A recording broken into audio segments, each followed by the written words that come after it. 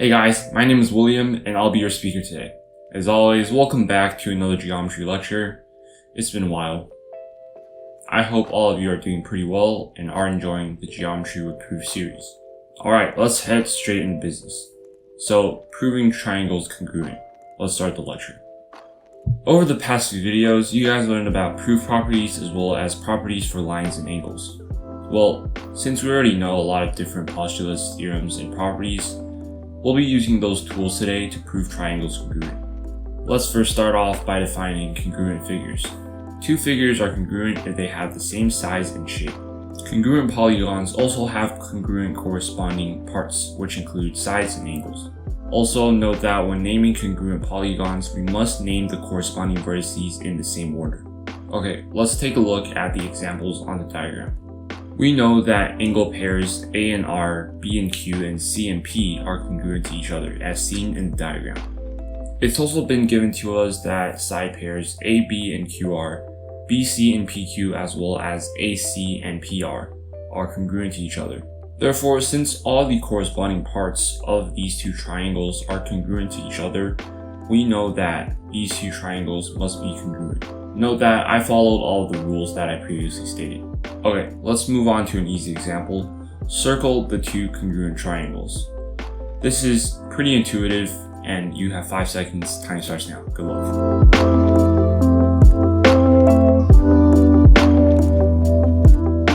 As seen in this diagram, these two triangles are congruent because they have the same size and shape. They also have congruent corresponding parts. Now that we know more about congruent figures, let's talk about the triangle third side angles theorem. The theorem states that if two angles of one triangle are congruent to the two corresponding angles of another triangle, the third angles of those two triangles must be congruent to each other. For example, as seen in the diagram, if angles A and D and angles B and E are congruent to each other, this means that angles C and F must be congruent to each other as well. Okay, now that we've gone over the basics, let's move on to the 4 special congruent triangles. First off, the side-side-side or SSS postulate. As seen in the diagram, these two triangles have 3 pairs of corresponding sides that are all congruent to each other. The SSS postulate states that if all 3 sides of one triangle are congruent to all 3 sides of another triangle, this means that these two triangles are congruent. Therefore, we can tell that triangles ABC and DEF are congruent to each other. Let's try a practice proof for this triangle pair. This problem states that K is the midpoint of segments GI and HJ. Furthermore, it also tells us that segments GJ and IH are congruent to each other. Using the given information, we have to try to prove that triangles GJK and IHK are congruent. In this case, use a 2-column proof and try to implement the SSS postulate to solve this problem. You have 30 seconds, best of luck, and time starts now.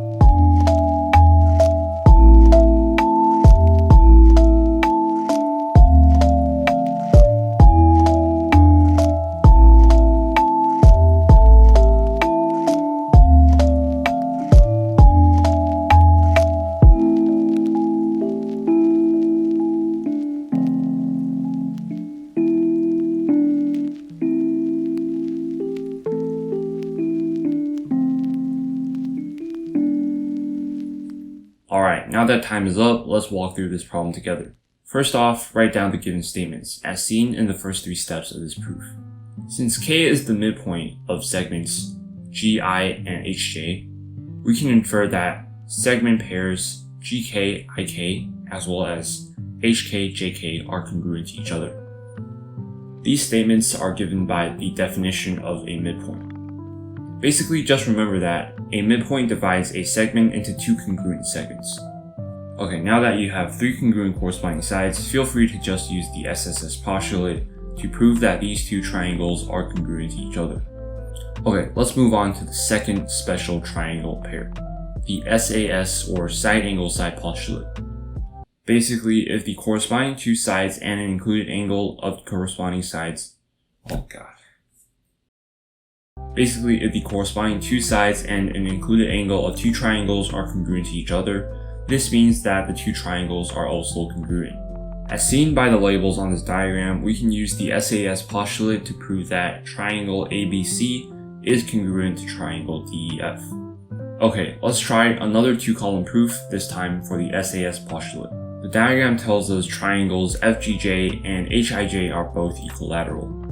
Remember that equilateral triangles are basically triangles that have angle measures of 60 degrees and equal side lengths.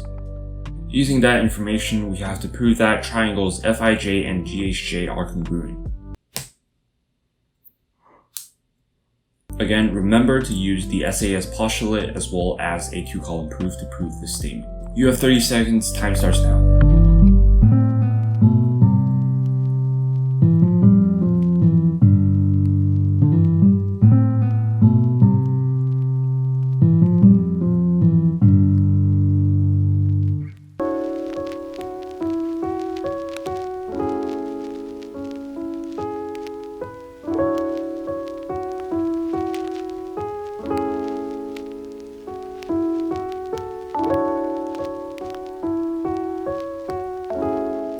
Alright, now that 30 seconds have gone by, let's solve this proof together.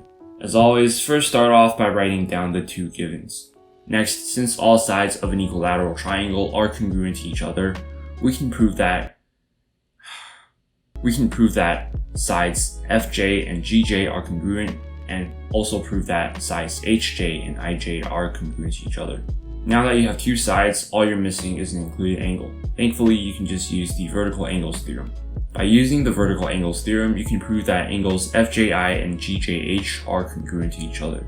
Therefore, this makes your proof eligible to use the SAS postulate. On the last step, use the SAS postulate to prove that these two triangles are congruent to each other. Okay, on to the third postulate, the ASA or the angle side angle postulate. As you guys have probably already guessed by now, this postulate states that if the corresponding two angles and an included side of two triangles are congruent to each other, this means that these two triangles are also congruent. Therefore, if you take a look at the diagram, if angles A and D, sides AC and DR, as well as angles C and F are congruent to each other, this means that these two triangles are congruent.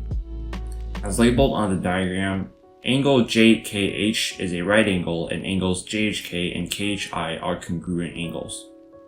Given that, we have to prove that triangles HJK and HIK are congruent to each other. Use the ASA postulate to your benefit, and again, you have 30 seconds. Time starts now. Best of luck.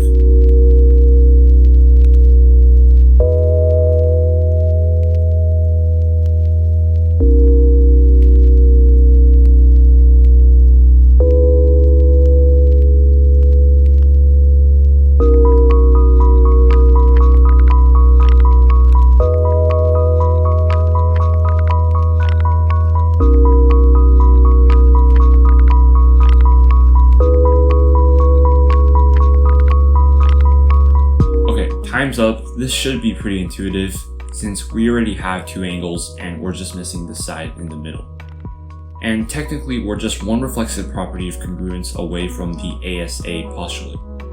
First of all, write down the givens and also prove that you have two congruent angle pairs. This should be easy enough as all right angles are congruent and also the other congruent angle pair is already given by the problem. Next, use the reflexive property of congruence to prove that segment HK is congruent to segment HK. Now, I know what you're thinking. You might be saying that this step is useless, it's redundant, and why would I even write HK is congruent to HK? Everyone knows that. Well, please remember to not skip any small step in a proof. Even though it might seem intuitive to you, you still have to write these statements down in order to follow through with your proof. Since we're still missing a side for the ASA postulate, we have to use the reflexive property of congruence to prove that the HK sides of both triangles are congruent to each other. Again, do not skip this step. You'll most likely get points off if you do. And yeah, the last step is just to prove that these two angles are congruent by using the ASA postulate. Simple as that, should be pretty easy. On to our last triangle pair, finally. Okay, so the AAS or the angle-angle side theorem states this. If the corresponding two angles and a non-included side of two triangles are congruent to each other, this also means that these two triangles are congruent. As seen in the example above, if angles A and D, B and E, and sides AC and DF are congruent to each other, this means that triangles ABC and DEF are also congruent. Okay, let's move on to our last proof for today. First off, you're already given that two pairs of corresponding angles are congruent. This is actually a big win because all you need now is a third side that is not included between Can't speak. This is actually a big win because all you need now is a non-included side. Using this information, we have to prove that triangles QRV and TUS are congruent. As always, you have 30 seconds and finish strong. Time starts now. Good luck.